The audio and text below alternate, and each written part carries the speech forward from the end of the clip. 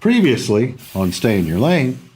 Is this is an opportunity to help build that bond and show that both parties are getting a fair shake. Well, and I would say to the shipper side, this will help them too, because they're going to see if they're dealing with people who are paying the carriers correctly, because the shipper has a right to this paperwork with under this regulation as well, and they'll be able to see what the broker's actually paying the truck. Lewie, you guys bring up a lot of good points. I want to jump in here and throw some things out there. First off, Triple T was started by a gentleman that was an owner-operator. I've explained that to you. You know that.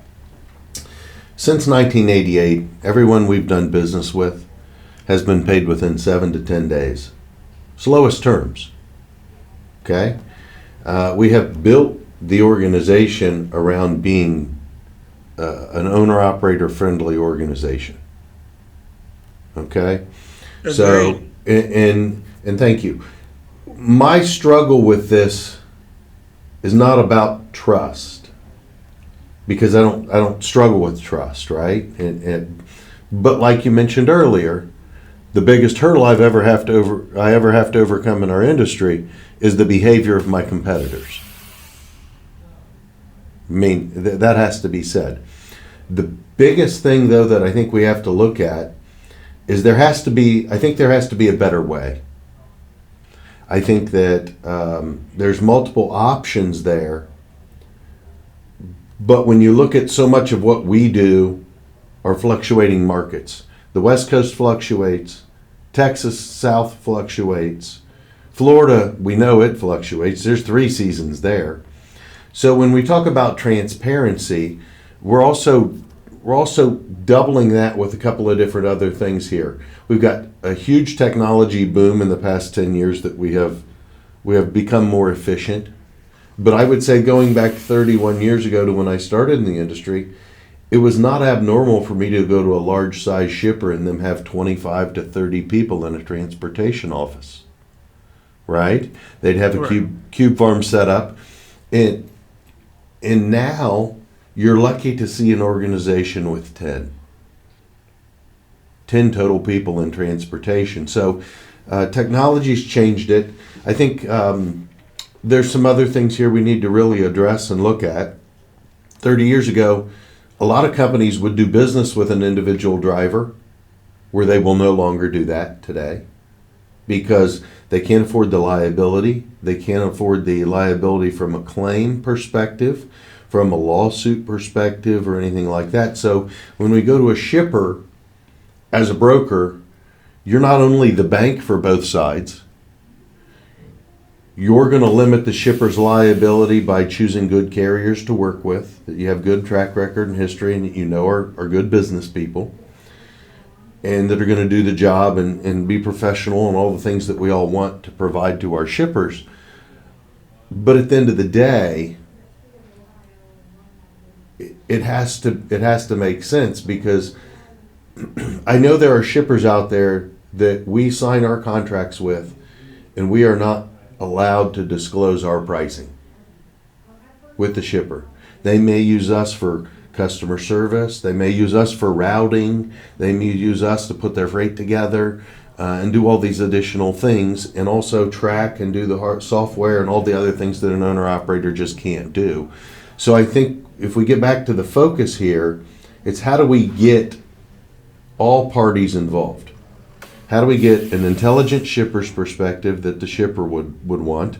We get an intelligent driver and owner-operator's perspective that we would want and they would want, and an intelligent broker's perspective. I'm not concerned about a transparency rule. I just, unfortunately, the way that it's being asked for, I feel doesn't really solve the problem that we're talking about. We need to get the bad brokers out of the industry. I agree 100%. Get the bad carriers, the bad brokers, and the bad shippers. There's 3 parties there. There's great ones and there's bad ones on all 3 sides.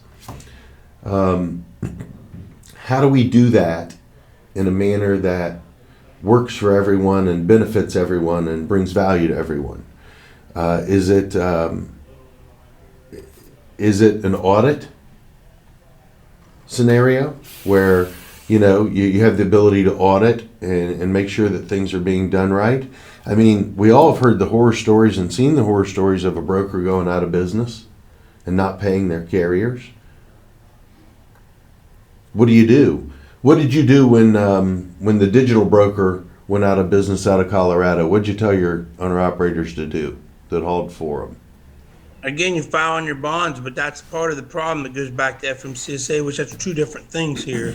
Because FMCSA has never implemented to where once the broker bond is filed upon, that shuts them down right there, which it should, because we know, if you're a big enough broker, you can move thousands and thousands and thousands of dollars of freight, and you got a $75,000 broker bond. That means that drivers are getting paid pennies on the dollar. Yeah. If they're lucky. So there's that issue over here that we definitely, FMCSA needs to get on the ball. I think as far as your other questions on the transparency thing, again, where this is going to help is truckers will actually see that Triple T's paying me fairly, but broker XYZ over here, they're taking 50% off the top every time I haul a load or something like that. Not going to haul for them no more, and they're going to go away. As far as your shippers, and I understand that, but just like hours of service and many other regulations, what a broker should be doing, which I don't think happens a lot, and no offense, is they should be, one, just like hours of service, these are the rules, these are the regulations. If this comes out of FMCSA to where you have to start doing this, you're going to have to go back to your shipper and explain, hey, if a trucker hauls this information or hauls a load for me, when they complete that load, they're now a party of the transaction, and this is the federal rule that I have to follow. I'll make them sign a non-disclosure agreement or whatever, but you're going to have to understand we have to share this information just like I have to share it with you. And agree, that's where everybody's got to educate.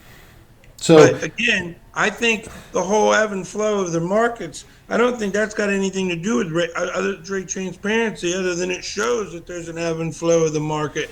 Because what truckers feel, especially when you sign a non-disclosure agreement that makes you waive your right to a federal regulation of transparency, the way they feel is this broker isn't being transparent. What are they trying to hide? Why don't they?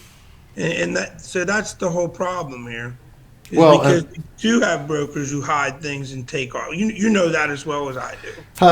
You do. And it's unfortunate. And you have carriers that don't do the right job either and are fraudulent. Agreed, 100%. And the difficult part here is finding something to apply across the industry that works for everyone.